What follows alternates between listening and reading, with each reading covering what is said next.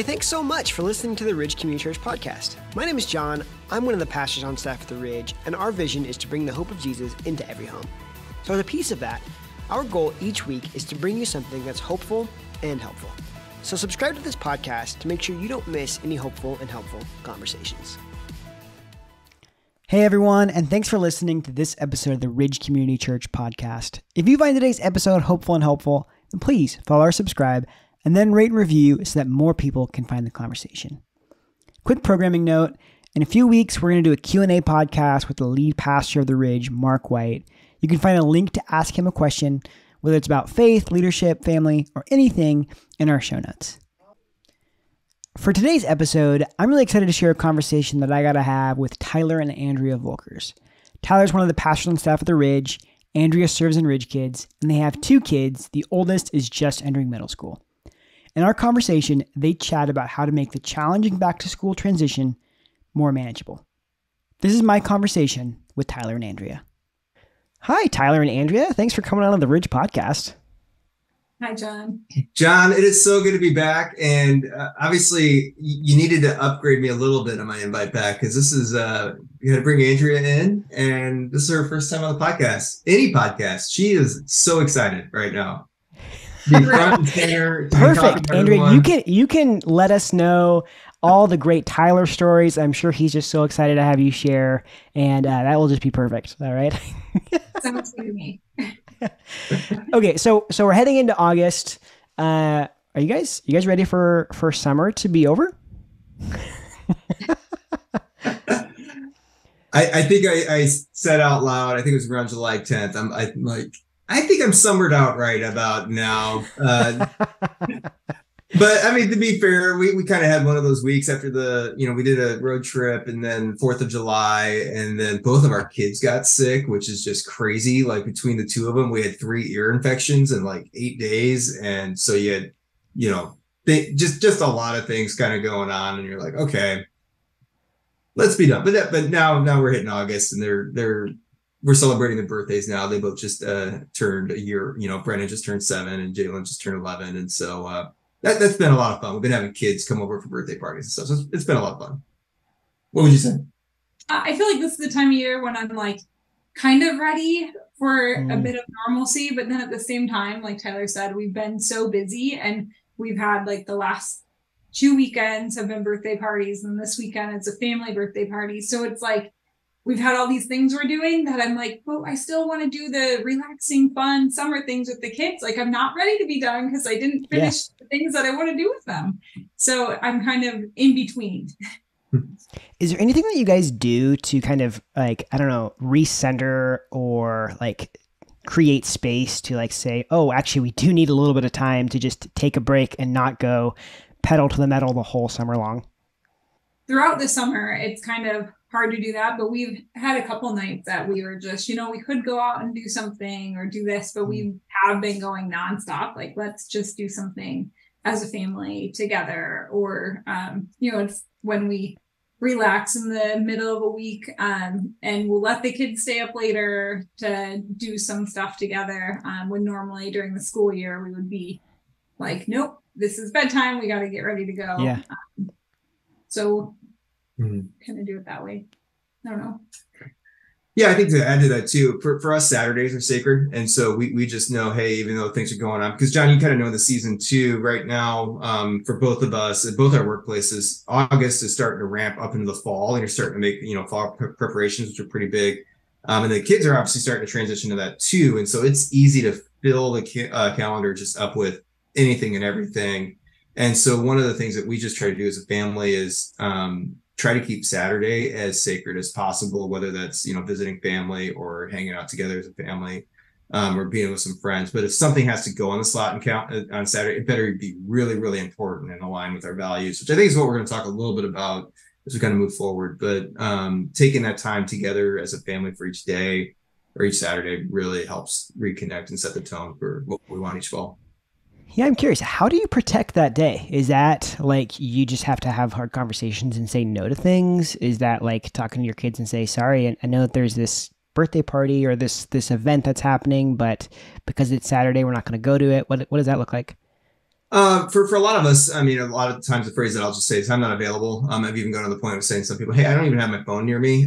Which I mean, I do, but I'm just trying to set the examples of, hey, we're just not going to respond at that point. Now, I mean, we'll go to we'll hang with friends, we'll hang out with other family members. We might go to the birthday party. That's a way to reconnect with other people. And John, I'm sure, I know Mark's done some messages, and I've taught him some messages on rest and Sabbath prior that maybe you can even link in the show notes if you'd like.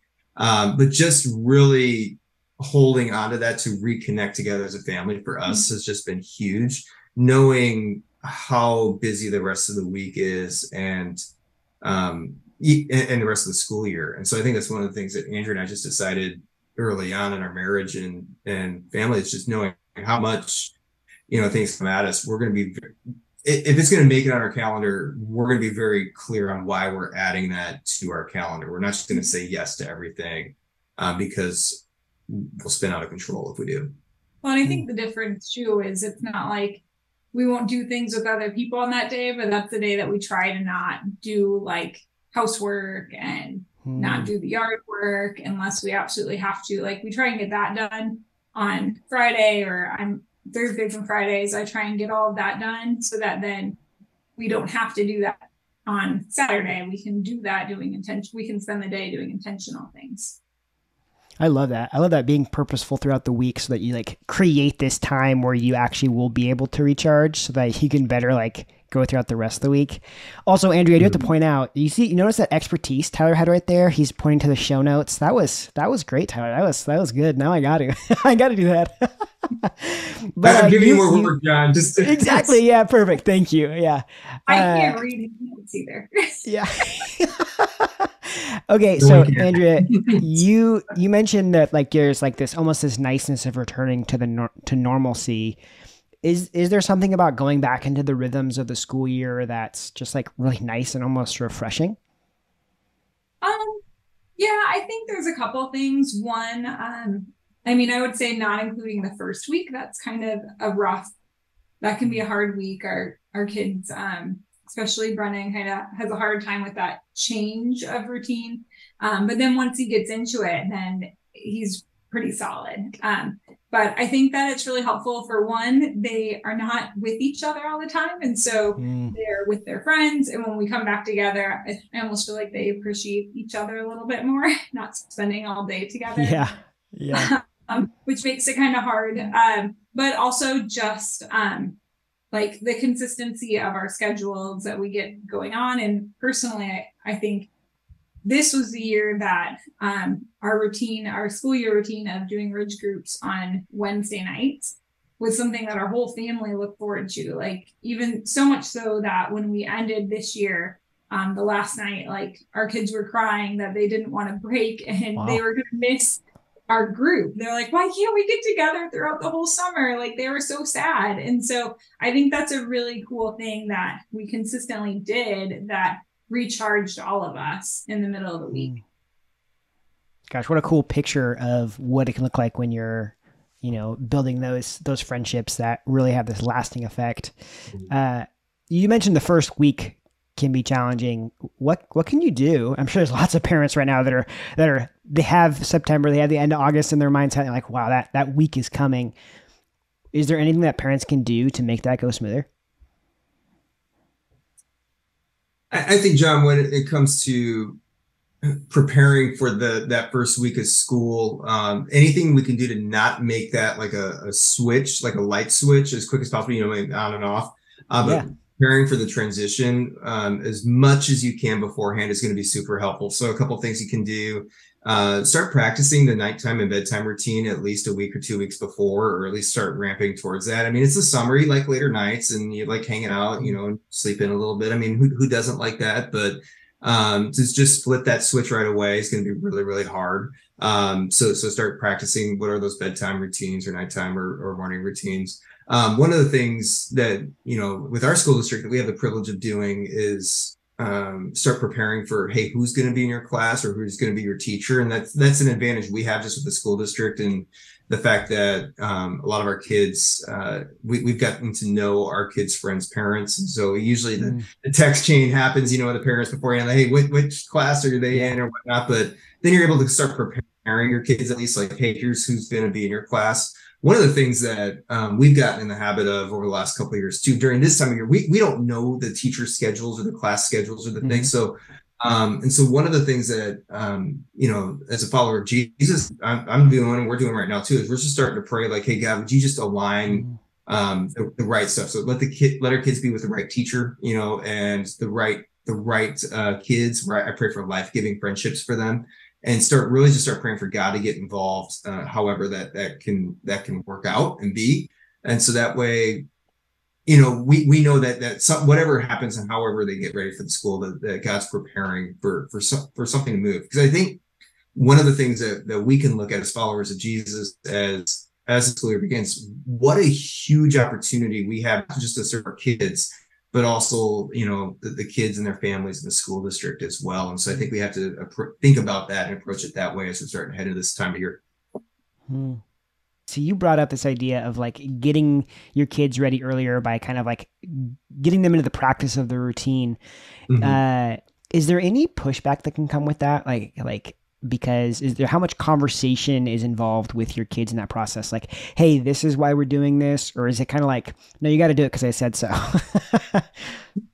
What would you say there? I think we do talk to them about the importance of it. And it's a regular conversation that I was even just talking to the kids today about, the importance of getting a good night's rest, that it helps with so many other things. It's not just for our sanity, but it's also, it helps their body. And so we were talking, we talk about that of healthy life choices. And so that's another conversation that we'll have. We want to be, functioning at our best, and we want to be ready to, handle the new routines. And so that's why it's important to get a good night's rest and get these routines in order. I think the harder one is their understanding of getting up a little earlier than they have to. Right now we're in a stretch where they can sleep in a little bit.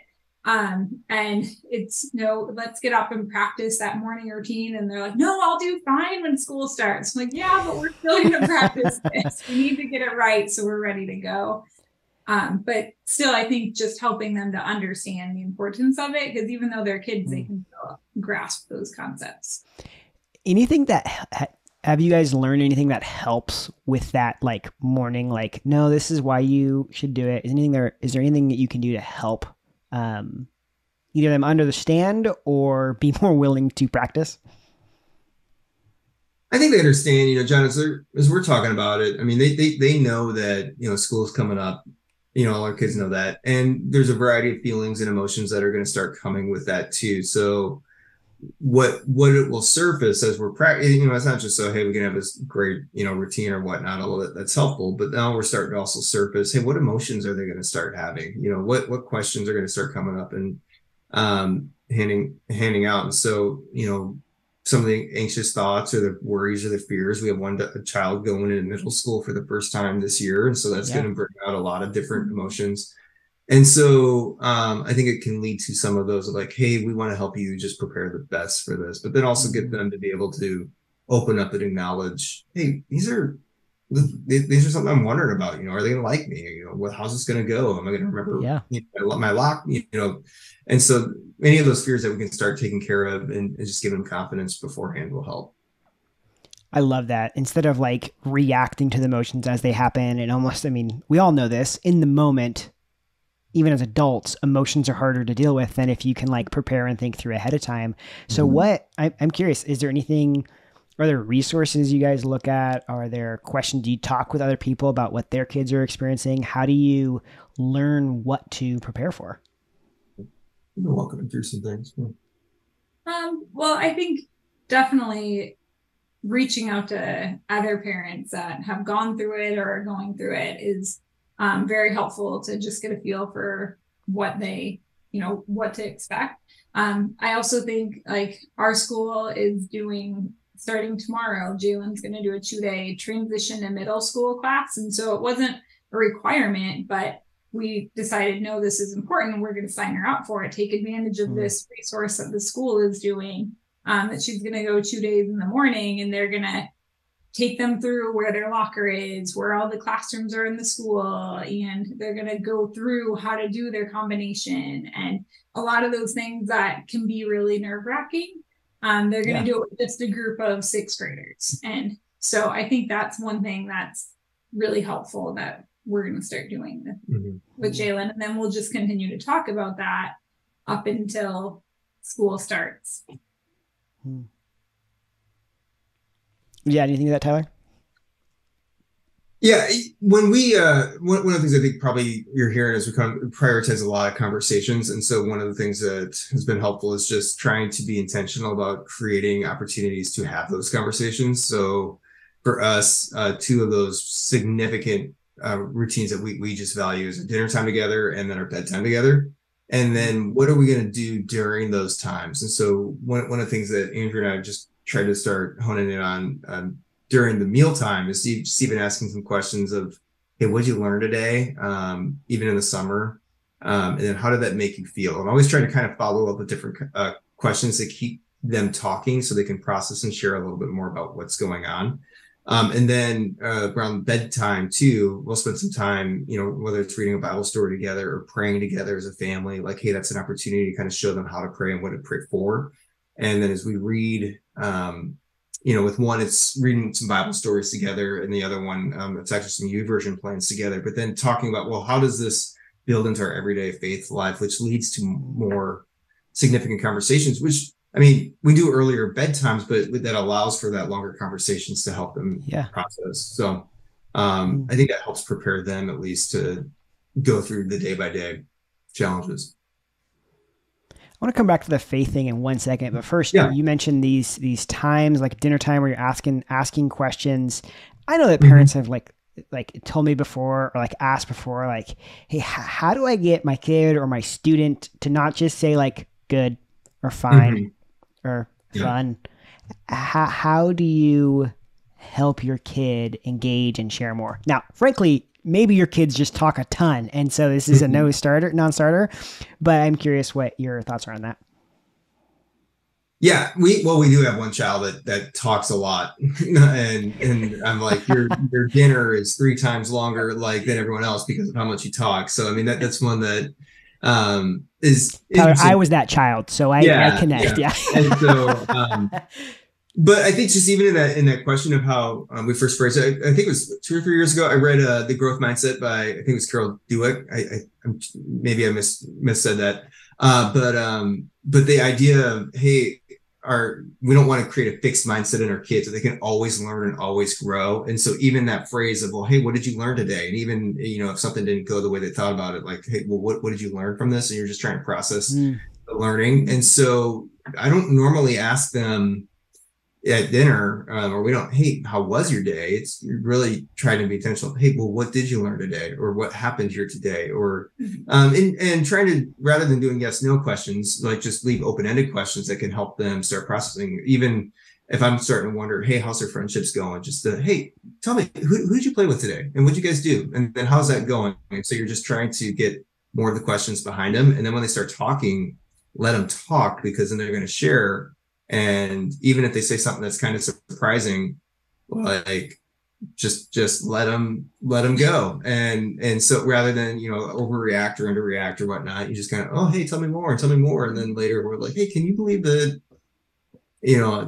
I think one child talked about something that they read the other day, and we're like, and we're thinking, maybe you should have read that before, but they just kept going and going. So like, okay. So it's like, tell me more about that. So I think part of it too is the consistency of it, because when we started doing this, they still would just give us as short of answer as they possibly could. But then what they learned that we are going to continue to dig into it a little bit, they've kind of gotten to where if we just sit down and we would, let's talk about our day, that there was one point at the end of the school year that they would be like, well, at recess, I played with so-and-so and we played this. And then at this recess, I played with this person and we played this, because they knew that we were going to ask who they played with at recess and what they did. So they would immediately go to that. And then they'd be like, and I learned about this. Like they would list them off because they knew that they just weren't going to get off the hook. Like we're going to keep asking. So I think that consistency of not just giving up, like do it every day and they'll start to expect it. Wow. And that too shows that then they're starting to think about those things, instead of outside of just the moment. So that's a cool way to like almost build like that mindset of, no, it's like you think about what you learned, and that's a really cool, I love that. You mentioned earlier, Tyler, that you guys like pray ahead of time, like you're praying for your kids' your teachers and the school year. Do you guys like have those prayers with your kids? Like, are you like, I'm sure you guys, I'm assuming you guys do some prayer time together. Like, what do those prayer moments look like, and how do you guys pray for the upcoming school year? Yeah, we do pray with our kids, and we start teaching them how to pray. I think some of those specific prayers about schools and the friendships or whatnot, I don't know if I've necessarily done that with the kids, especially with their prayers, but definitely on my own. And, in our time that my wife and I, we'll pray together. And so I think it's kind of that ongoing conversation where, hey, God, as a dad, here's what I want for my kids.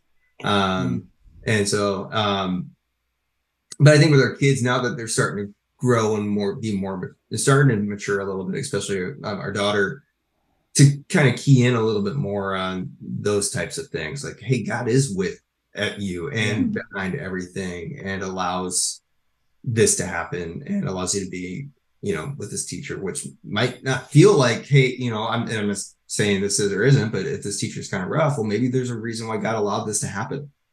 Sure. And that's okay. So, and then going back to what are we learning through that? I think with your question about specifically praying for those things, you do have to be cautious. Like with our kids, they can get easily anxious about it. So I don't want to bring up the fears before they are even having them, especially right now. But when those do come, and they will, and they have, then if we're having those conversations about like, hey, how are you feeling about school starting?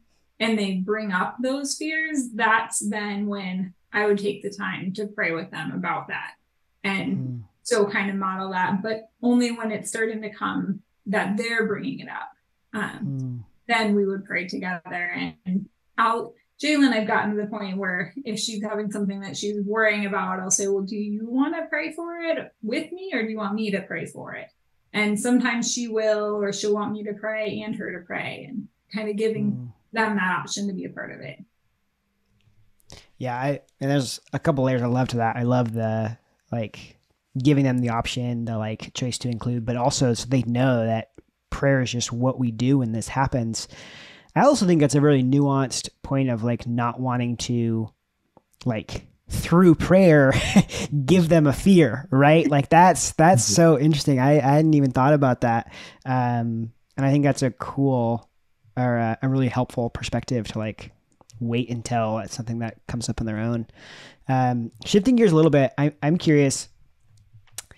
So you guys kind of mentioned the previous, like the summer and like what happened like last year a little bit. How do you guys like, do you take stock of the year before? Do you think like, do you guys talk to each other like, oh, Tyler, Andrea, like what worked last year? What didn't work? What do you have those conversations, or like how much you look back before you go forward? What does that look like?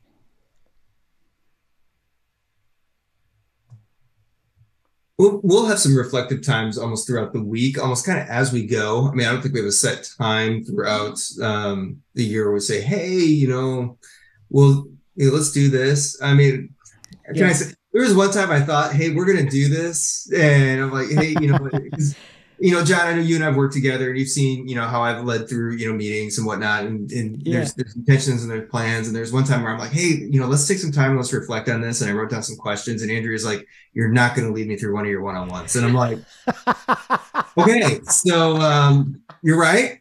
You're absolutely right. And so I think for us, thank you, Andrea. That's amazing. It was great. And so, And so I think for us too, it's just like, hey, how do you live in the natural rhythms of being intentional, but then also responding to what's going on us? Like I kind of think of it almost like a ski slalom where, hey, we're going to go with the hills, we're going to reflect on this, but we're also going to be intentional about where we're going to go as well. Yeah. Well, I also think like this year we are going to have to change a lot of our plan because Jalen's going to start school a whole hour before Brennan. And so this is our first year at 2 different schools and having maneuver things a bit differently. So what worked last year is not going to work this year because we're going to have to switch it up a little bit. Yeah. Cool. Okay. So as families are heading back to school, is there anything you would advise them not to do? And that could be a lesson you learned the hard way or whatever, however you want to take that question. I think the natural tendency is just to give into the new school year and just let whatever happens. And I think that's going to be a recipe for just mistakes to happen because culturally, I mean, we know we can fill that calendar full of everything. Then all of a sudden we're stressed, we're broke, and we aren't spending time with each other. Our kids are overwhelmed. We just don't know who one another is. And it can lead to a lot of unnecessary anxiety. And so whatever the plan is and whatever your priorities are, I think it's worth taking some time to reflect on, hey, what do we want out of this year? And then schedule time and schedule your money appropriately to go towards that. Because otherwise, it's spring break and you're wondering what just happened because you just have no idea. You did 20 activities, the kids just kept going and you didn't see or enjoy any of your time together. So how do you decide what to say no to and what to say yes to? John, I would think it would probably be the latter part of that is, hey, here's what we're going to say yes to. And this is going to be very important for us. And so for us, a couple of the priorities is definitely, hey, we're committed to the Ridge, not just because we're staff at the Ridge, but we're committed to our faith. It's important for us to develop, and so for us, we know Ridge kids, Ridge students is going to be very important. So that's going to be slot 1, for them. Obviously, education is very important. So they're going to have to keep up with that. But then, if they have some interest in some sports that they want to do, we might look at, okay, hey, here's what the activity is, and the start time, the end date, the commitment level for it. And let's do this. And if we know that there's friends that are involved and other families that are involved that we're close to, we'll say yes to that. But we look at it through the lens of those types of priorities, just so that way we know this. And then it's not going to be a hindrance to our family because our time together is so valuable. We only get so much. We want to make sure that we can have that together. I'm curious, and I'll pause there because we can cut it out too if we decide not to use this. Do you guys ever disagree on like you're having a conversation about like a priority for a kid? And I'll let you answer this one first, Andrea. You guys ever disagree and like be like, no, I actually think it's important for them to do this or something like that? I can't think of a specific. I mean, we disagree on things, but as far as like activities and routines, I don't think we ever. Like, I guess I don't go and do like, hey, let's sign him up for this. This is what we have to do. Like, I think we have to do this. And then he's like, no, I don't. We'd say, I'd bring it forward and be like, hey, like one of the kids wants to do soccer or something. Like, these are the dates. What do you think? Would this work? Like, and we kind of go at it as it's not really just my choice to make, or it's not the kid's choice to make. Like, it's something that we have to decide as a family if it's something that all works together. Yeah. I don't know. This isn't a disagreement. Your radar for time with extended family is definitely a lot more sensitive than my radar. Meaning, like, she'll be like, hey, we haven't seen, their grandparents or whatnot, like 5-6 weeks. We got to figure that out. And this isn't me complaining about that or not. I don't think about that. That doesn't cross my mind a whole lot. And so, I mean, it could be. Are you surprised? It could be months or so where like, oh yeah, we should probably see someone. So, not a disagreement, but I think that's definitely you're more aware of that priority than I am. Yeah. No, I think that brings up a good point in like the fact that like you're parenting as a team, right? And so the areas that one person's more aware of than the other and vice versa, like are super valuable to that discussion. And like you bring up like that deciding as a family, like that just seems like such an important factor. Is that fair? Yeah. I think that's totally fair. And I think we want to be aligned in our decisions together because we want our kids to know that too. So yeah. So you don't get the famous, ask mom and then you get a no, ask dad, got a yes. Hey, guess what?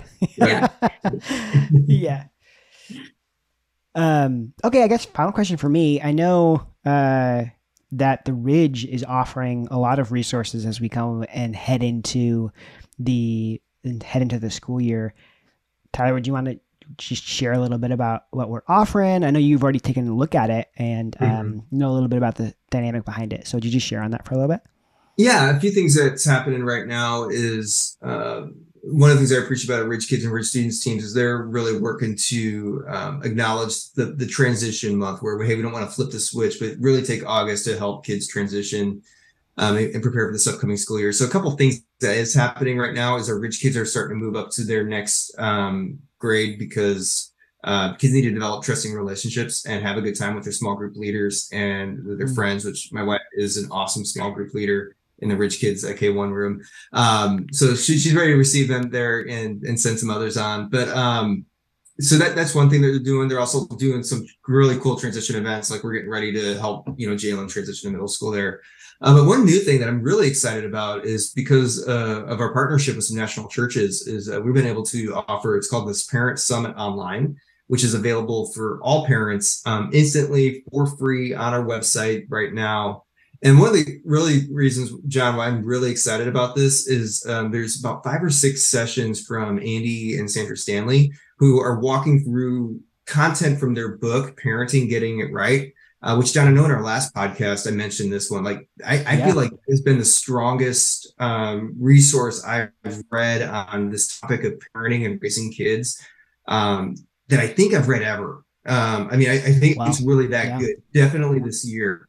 And so you can get a lot of that content already for free on that website. Plus there's some Q&A questions, so like shorter videos talking about some of the big things that we have questions about, like technology, bullying, what about our siblings fighting, homework, all types of that. And what's really cool is it's there, it's free, you can access it, and then you can share it with a friend. So if you have a friend or a family member who doesn't even attend a church that's asking these questions, just send it to them and they can access it for free as well. And it's just there.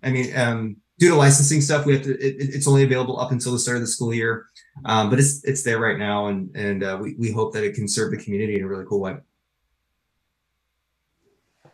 Yeah, I think I love. It's also on demand, which is so great, right? It's not like you have to go attend like a parenting class. It's like you can watch it and watch it together with your spouse and have conversations about it too. That they can talk about. Oh, there together. are awesome. Yeah. Mm-hmm. Yeah. Yep.